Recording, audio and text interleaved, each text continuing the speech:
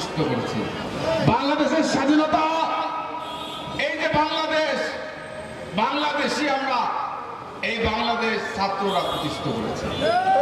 এরশাদের বিরুদ্ধে আন্দোলন, আমি তখন তরতরা যুবক ছিলাম এই নাটোরের রাজপথে, আমি 4 বার জেলখানায় গেছি, আপোষ করিনি।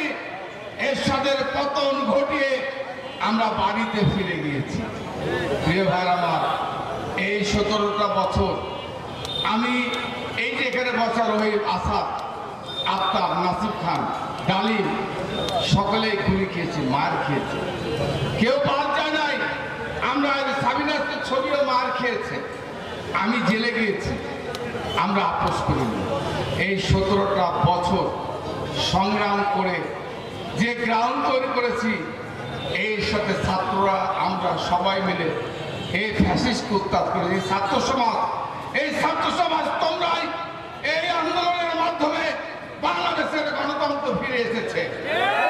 আমি সকলের কাছে আহ্বান, এই গণতন্ত্রকে রক্ষা করতে হবে। কি